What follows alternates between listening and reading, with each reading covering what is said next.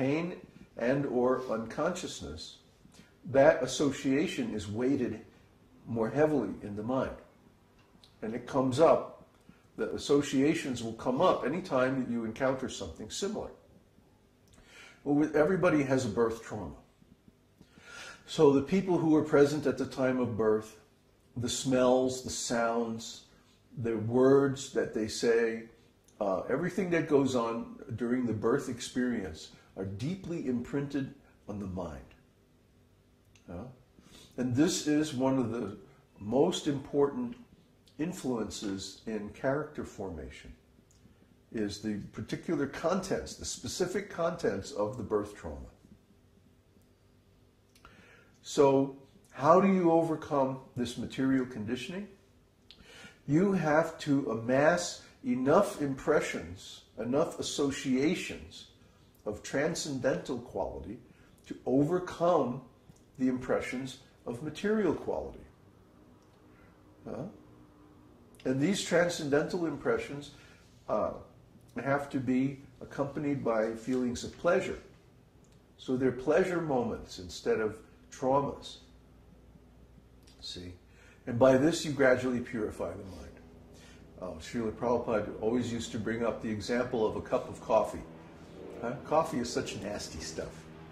Especially if you've been eating a pure vegetarian diet for a while, and then you smell some coffee, and it's like, ew, I used to like this stuff.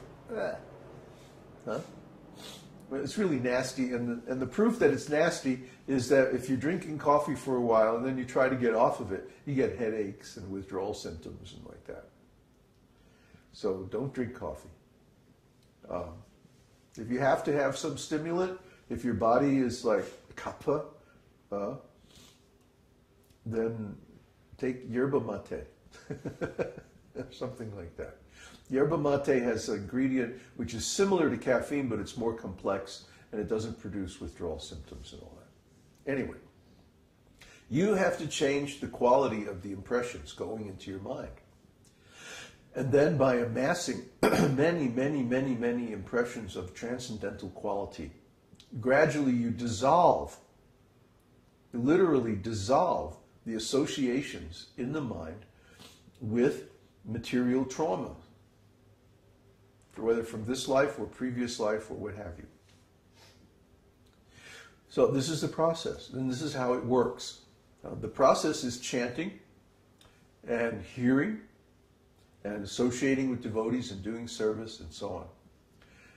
And how it works part is about the impressions in the mind. By changing the impressions, the stock of impressions in the mind, you change the quality of your consciousness.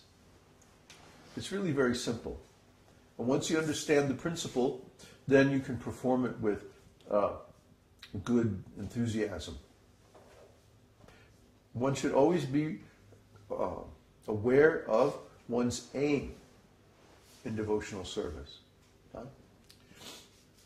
My aim is to go back to Godhead.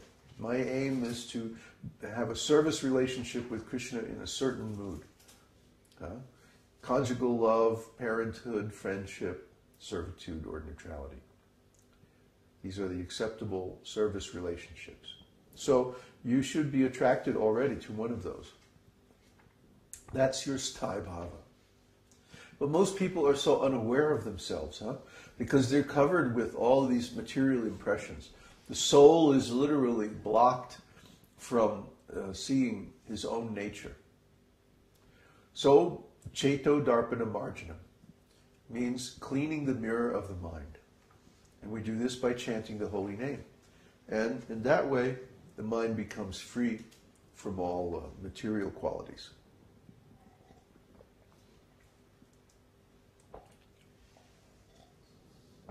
How are we doing on time? It's 1 o'clock. Want to take a break? 1 o'clock already?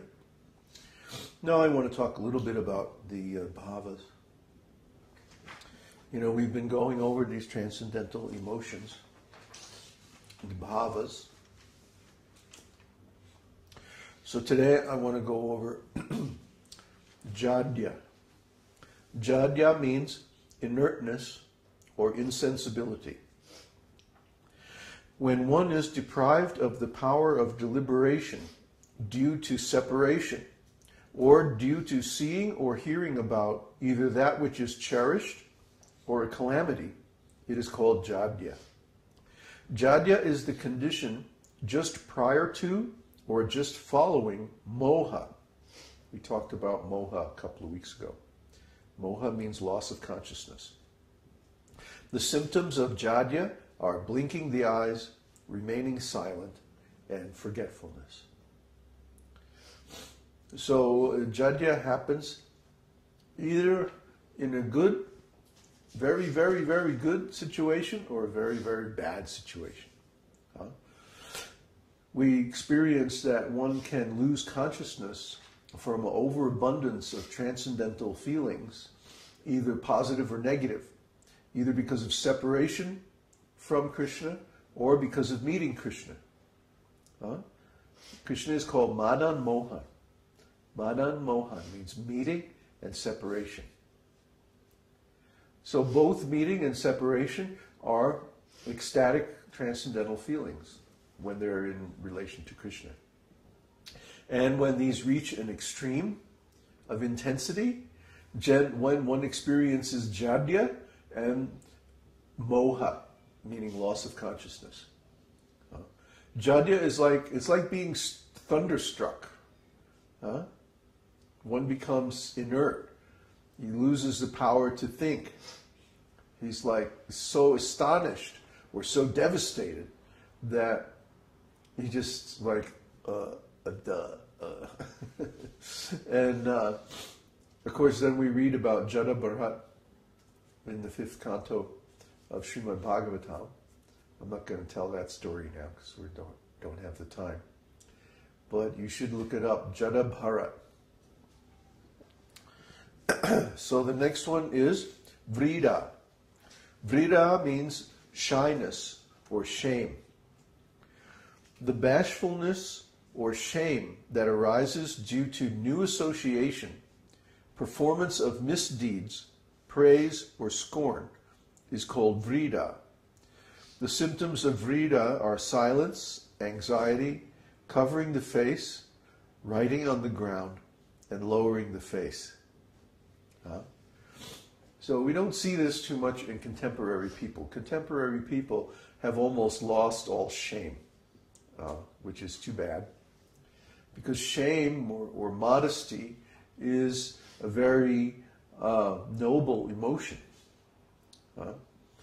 It's really something that says a person is very well bred, a very, very high class of consciousness,